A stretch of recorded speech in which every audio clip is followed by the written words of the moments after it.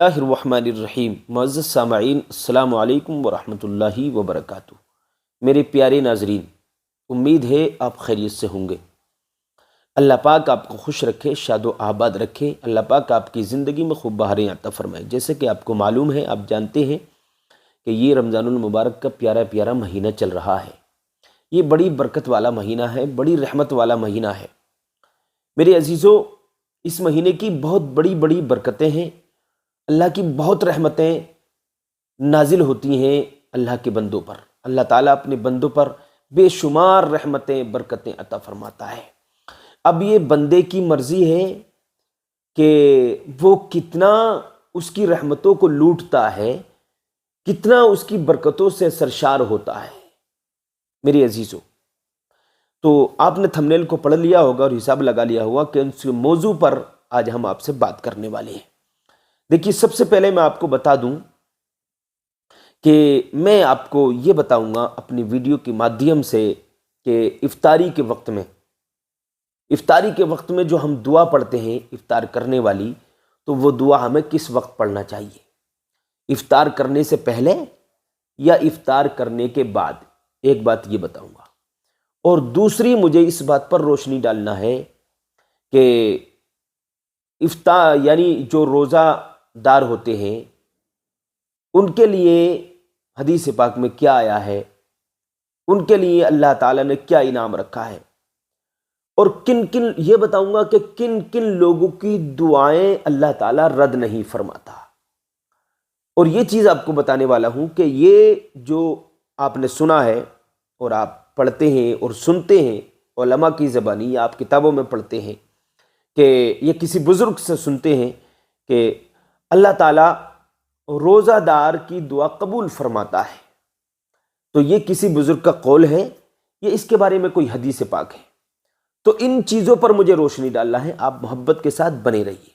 मेरे अजीज़ों, सबसे पहले मैं आपको बता दूं, इफ्तार के वक्त मांगे जाने वाली दुआ कबूल होती है या नहीं, इस बात पर मुझे रोशनी डालना है। सबसे पहले ये बात बताऊंगा, तो इसके बारे में मैं हदीस पाक आपको सुनाता हूं। हदीस पाक तिरमिज़ी शरीफ की हदीस है। आका ने फरमाया, 3 लोगों की दुआ रद्द नहीं होती। मेरे आका फरमाते हैं। कौन फरमाते हैं? मोहम्मद रसूलुल्लाह सल्लल्लाहु ताला अलैहि वसल्लम फरमाते हैं। वो फरमाते हैं जिनके सदक़े में रमज़ान मिला। आका फरमाते हैं कि 3 लोगों की दुआ रद्द नहीं होती। नंबर 1, रोज़ादार की दुआ। रोज़ादार जब दुआ करता है अल्लाह की बारगाह में, तो अल्लाह ताला उसकी दुआ ज़रूर कबूल फरमाता है। मेरे अजीज़ों, नंबर 2, आदिल इमाम।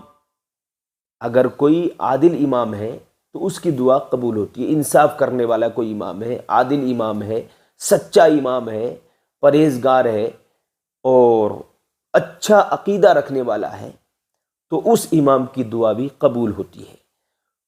और तीसरे नंबर पर है मजलूम। मजलूम की दुआ भी कबूल होती है। मजलूम किसको कहते हैं?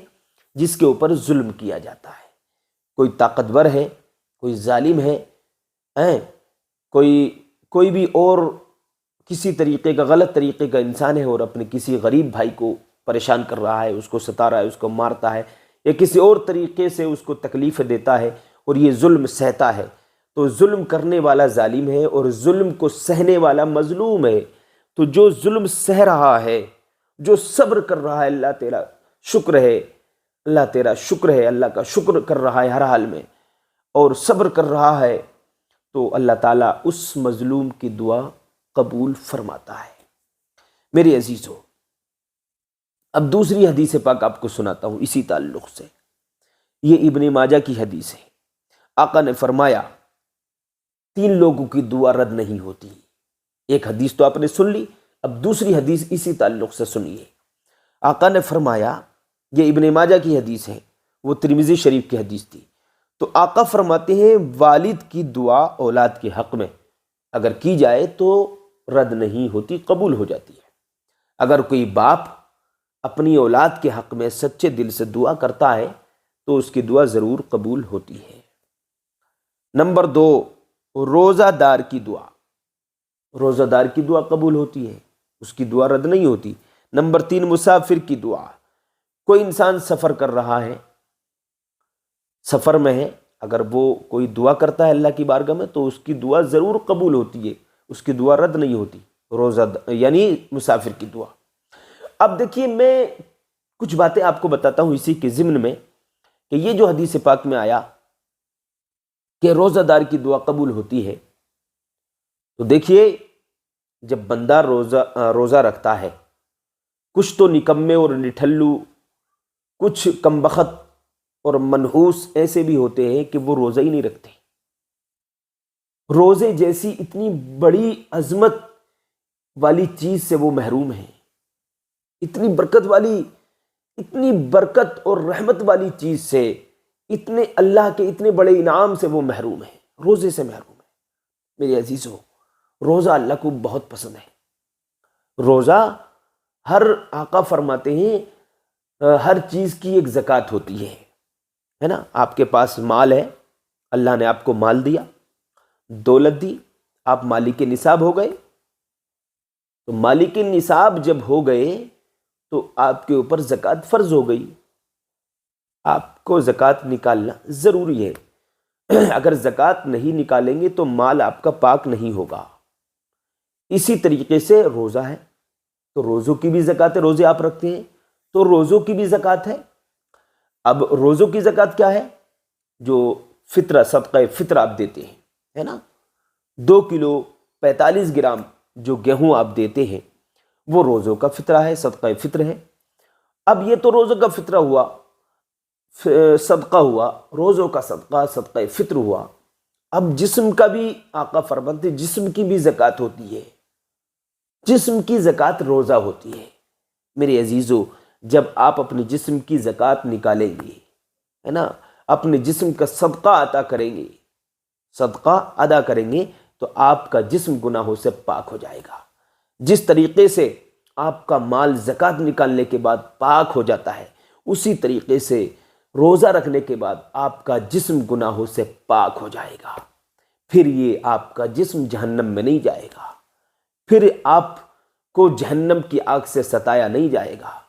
آپ کو جنت میں اعلیٰ مقام ملے گا، اور جنت ملے گی. اور جنت کے اندر جو حوریں ہیں، اللہ نے مومنین کے لیے، مسلمانوں کے لیے، مومنین بندوں کے لیے، ایمان والے بندوں کے لیے تیار کر رکھی ہے جنت. وہ جنت ملے گی اور غلام ملیں گے اور حوریں ملیں گی. سینکڑوں حوریں، سینکڑوں غلام آپ کو دیے جائیں گے. اللہ تعالیٰ اپنے کرم سے آپ کو عطا فرمائے گا. اور سب سے بڑی نعمت یہ ہوگی جنت کے اندر جنتیوں کو اللہ کا دیدار نصیب ہوگا. سب سے بڑی نعمت یہ ہے. تو میرے عزیزو، رمضان المبارک میں آپ روزہ ضرور رکھیں. روزے کو ہرگز مت چھوڑنا. اگر چاہتے ہو کہ ہم کامیاب ہو جائیں، چاہتے ہو کہ ہماری دعائیں قبول ہوں، اگر یہ چاہتے ہو کہ ہماری اولادیں ہماری فرما بردار بنیں، ہماری اولادیں نیک ہوں، تو آپ روزہ ضرور رکھیں. روزے کو ہرگز ہرگز نہ چھوڑیں. آپ روزہ چھوڑیں گے، کل آپ کی اولاد بھی روزہ چھوڑے گی. آپ روزہ چھوڑیں گے، آپ کی بیوی بھی روزہ چھوڑ دے گی. میری عزیزو، تو آپ روزے کا ضرور اہتمام کریں. روزہ بڑا پسند ہے اللہ پاک کو. اور اگر روزہ اللہ کو آپ نے روزہ رکھ لیا اور اللہ کی بارگاہ میں آپ قبول اگر ہو گئے تو قسم خدا کی دنیا میں آنے کا مقصد پورا ہو جائے گا. جنت کتنی اچھی جگہ ہے. ایسی ایسی نعمتیں، ایسی ایسی چیزیں جنت کے اندر آپ کو ملیں گی کہ دنیا میں خواب و خیال میں بھی کسی کے نہیں آتی. تو میرے عزیزو، تو روزہ ضرور رکھیں. روزہ دار کے منہ کی خوشبو اللہ کو مشک و عنبر سے بھی زیادہ پسند ہے. اور وہ وقت کہ جس وقت میں اب دعا کس وقت مانگنا ہے وہ بھی میں آپ کو بتا دوں. جب افطاری کے وقت میں 15-20 منٹ رہ جائے تو آپ افطاری کا سامان سامنے دسترخوان لگا دیجئے اور بیٹھ جائیے اور اللہ کی جانب لو لگا کر، آنسو بہا کر، رو رو کر، گڑ گڑا کر دعا کریں. اللہ تعالیٰ آپ کی دعا ضرور قبول فرمائے گا. وہ وقت اللہ کو بڑا پسند ہے، بڑا پسند ہے. بھائیو، روزہ ضرور رکھا کرو، روزے کو نہ چھوڑو. روزہ بہت قیمتی چیز ہے. اور آپ یاد کریں گے، یہ تو وقت آپ کو اس وقت یاد آئے گا جب جان لبوں پر ہوگی اور جا کنی کا عالم ہوگا اور جسم سے روح نکلنے کے قریب ہوگی تو اس وقت آپ سوچیں گے کاش میں ایک نیکی اور کر لیتا، ایک نیکی کا وقت مجھے مل جاتا تاکہ میری موت کی سختیاں کم ہو جاتی، موت کی تکلیفیں کم ہو جاتی۔ تو بھائیو، اگر ایمان والی موت چاہتے ہو، ہے نا، اللہ کو راضی رکھنا چاہتے ہو، رسول کو راضی رکھنا چاہتے ہو، تو روزہ رکھو، اور روزہ رکھنے کے بعد افطاری کے وقت میں خاص کر یہ دعا کرو، اللہ ایمان کی حفاظت فرما۔ آپ اپنے کاروبار کی بھی دعا کریں، اللہ ہمارے کاروبار میں برکت دے، ہماری جان کی حفاظت فرما، ہمارے مال کی حفاظت فرما، اور بالخصوص مولا ہم سب کے ایمان کی حفاظت فرما، یہ دعا کریں۔ اب آئیے میں آپ کو یہ بتاتا ہوں کہ وہ جو دعا میں نے کہا تھا کہ کس وقت پڑھنا چاہیے افطار کی دعا، پہلے یا بعد میں، تو دیکھیے اس کے بارے میں آپ کو بتا دوں دعا کیا ہے۔ دعا یہ ہے، اللہم انی لک صمت وبک آمنت وعلیک توکلت وعلی رزقک افطرت، یہ دعا آپ پڑھیں۔ تو یہ دعا بعد میں پڑھنا ہے، پہلے نہیں۔ آپ نے دیکھا ہوگا کہ عرف عام میں یہ مشہور ہے کہ پہلے دعا پڑھتے ہیں بعد میں روزہ افطار کرتے ہیں، نہیں، بعد میں پڑھنا چاہیے۔ اس کا ترجمہ میں سنائی دیتا ہوں آپ کو، آپ خود حساب لگا لیں گے کہ بعد میں ہی پڑھنا چاہیے۔ کیسے؟ ترجمہ کیا ہے؟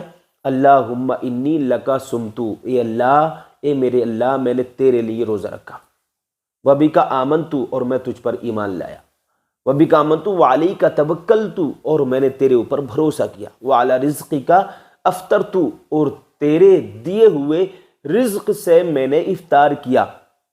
اب اس میں کہا جا رہا ہے کہ کیا، تو یعنی پہلے کر لیا افطار، بعد میں دعا پڑھنا ہے۔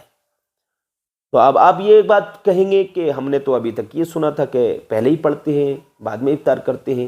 تو اگر آپ کو کوئی شک ہے اس بات میں تو آپ اپنی گاؤں کی مسجد کے جو امام صاحب ہیں، جو علماء ہیں، عالم دین ہیں، مفتیان اکرام ہیں، ان سے رابطہ قائم کریں، اور اس کا یعنی یہ بات آپ کو بتا دیں گے جو ہماری جماعت کے علماء اکرام ہیں اور مفتیان اکرام ہیں، جو میں نے بتائی ہے یہی بات صحیح ہے، ٹھیک ہے۔ اگر آپ کو کوئی شک ہے تو آپ اپنے بستی کے یا اپنے شہر کے مفتی صاحب سے یہ بات پوچھ سکتے ہیں۔ آج کے لیے اتنا ہی کافی ہے، ملیں گے کل ایک نئی ویڈیو کے ساتھ۔ السلام علیکم۔